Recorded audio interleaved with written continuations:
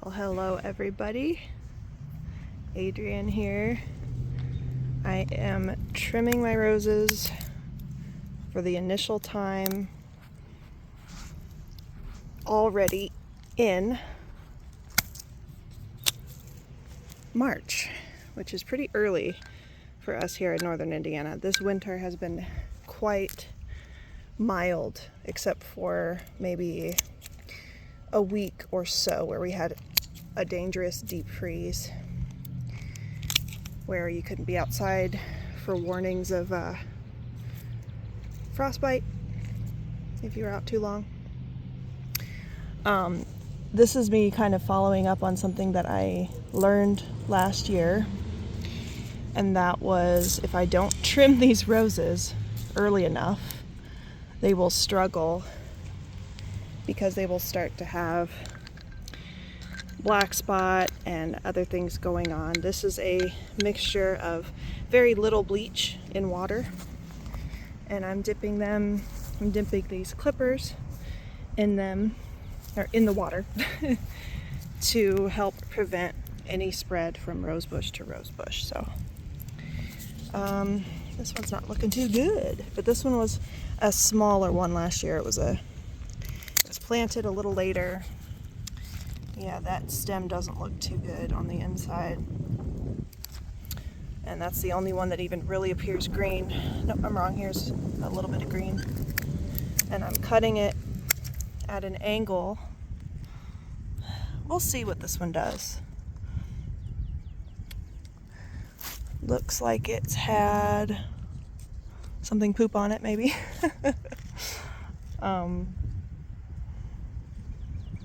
Yeah, this one's not looking too good, but I may end up replacing it. It was kind of a mystery rose to begin with. It may not have ended up being something for my zone, but it also just looks pretty dead. Oh, and I can feel that it did not root very deeply. You can see it coming up like that. I think this one's probably gone. Oh yeah, okay. That one's one that didn't make it this year. A rose bush should never be able to come up like that if it's been there for a year. So anyway, I'll probably just replace this one. It was a smaller variety too, so maybe it was supposed to be a potted rose, but it was a mystery to me at the time, so I'll probably replace that one. It's always sad to see one go, but another thing that I've learned is sometimes you do have to replace things, you know, whether that's because a critter dug it up or you know, anything could really happen. Another thing I learned is the self-seeded marigolds from last year are always more strong and much more full of blooms. So what I've done is I've left the majority of these dead marigolds. What I've left is the majority of the dead pieces of marigold, and not brought them out in the fall last year. Instead, I left them here to allow for self-seeding, and I'm waiting until they pull up that easily. So it's time to get rid of this stuff, and it's time to let whatever, there's a rock randomly, time to let whatever self-seeds come back up, and they'll be gorgeous.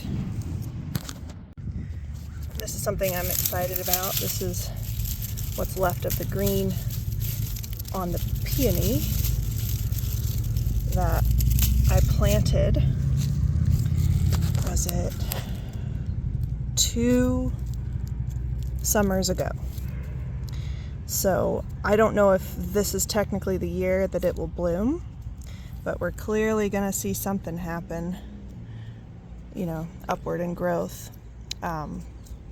So that's exciting. Looks like it's establishing pretty well. Anyway, this is a totally different variety of rose, and it does not appear to need much trimming at all. This one is supposed to get about 7 feet tall and is more of a middle of the yard standout piece. It does struggle sometimes with black spot, and I'm actually not sure what this gray stuff is. I'm wondering if that's mildew. It's hard to say. I'll have to look it up and see. So the plans for the main rose bed that I have, where it had 4 of them, I'll have to replace that one, as I said. But the plans for this one this year, for the annuals that are going in here, apart from the self-seeding marigolds, I will be putting in geraniums for the first time, because of the effect they supposedly have for repelling Japanese beetles, which my rose bushes struggle a lot with, and those bags get really gross. So the more natural help that I can give them, the better. I believe these are my, at least 2 of them here. I think these are the ladybird poppies that I tried to grow last year, which struggled to seed, I have to say. But these are the 2 that seem to have made it, and they're supposed to bloom this year. So, and I'm not sure if they're actually a perennial or if it's going to self-seed. I'll have to look that up. If I find out real quick, I'll let you guys know. And here are some mums. I usually have a row of them here, and they're each needing trimming of the dead, because you're supposed to do that before the new growth starts. This year, all of our growth started really early. In fact, these tulips were already, well, let's see, they were already about half the size that they are now. It's March 12th today. They were half the size they are now on the last day of February. So that was a shock. I looked outside and I'm like, whoa! So while I'm, for the most part, able to just snap off the older dead parts of the mums, I would recommend, even though I'm not doing it currently, to wear gloves, because they can get pretty pokey. They're just such a strong stem that this actually could injure you pretty badly if you're not careful. So running my hand over it's not really great. So previously, March has been my least favorite month of the year, because for so long we had just cold, and I didn't have any spring flowering plants for so long before these tulips, which I'll try and find a picture of what they looked like last year. They were gorgeous, and I'll share with you again when they start blooming. So, oh, hello. I didn't mean to wake you up. I'm sorry. Hi. Oh, I will bury you. Sorry about that, little guy. This was so beautiful last spring, and I'm kind of concerned about it. I don't know when it's supposed to do its thing, but it's not looking too good. I hope I didn't use too many of its stems last year in my flower arrangements and weaken it. Now this salvia was a real standout last spring. It's pink, it's huge, and you can see it from all the way across the yard, and it's just so pretty. So I'm glad to see that it's doing just fine. I am going to relieve it a little bit of some of these stems. Not everything, so I have something to feed off of, but just so that it can breathe. We still have a risk of having some pretty cold weather, so I'm not going to completely uncover everything. Just giving it some air.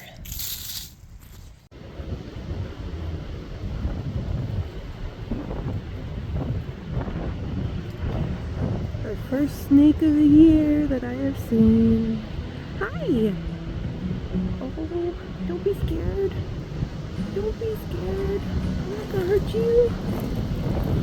Don't be scared. Okay? Don't be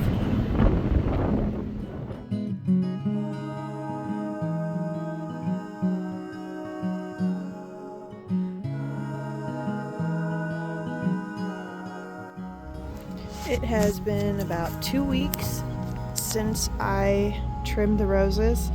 This one seems to be really taking off. This is that small one that I don't remember what color it is. This is where the one was removed. That looks like some stray oregano. And it does appear that everywhere that I have trimmed, or each one that I have trimmed, is thankfully showing some new growth. We also have some blooming daffodils for the first time. These are my first daffodils. And we have some hyacinth. That looks like it's a pink one. Some purple. My goal for this spring was to have a lot more than just my row of tulips, so it's nice to see these doing so well. Here's some additional tulips. We have some chamomile going. I'm just gonna let those do their thing. Those are nice for attracting bees. I can't remember what this is. I think it's a false spirea. So it's supposed to get pretty sizable, and it's looking great this year. The other goal I think I have either this year or next is to redo this whole mulched path to match the rest of the rock paths. Mainly because it's very hard to maintain it when I already have so many beds that I'm maintaining. And this creeping Charlie, and I think this is a type of speedwell? I don't remember, but these clovers, you know, all this kind of stuff is being fed every year that the mulch starts to break down. So I'm considering biting the bullet and just doing what I need to do. But yeah, all this speedwell, I think it's creeping speedwell and clover. I really don't want that. All 3 of the hollyhock plants are coming back somewhat strong. Hopefully they will bloom this year like they're supposed to. Random little chamomile here. Don't really want that growing there. But if it wants to reroot, I think I will just put it over here. It's got pretty strong roots here. Might just add it to the one over here.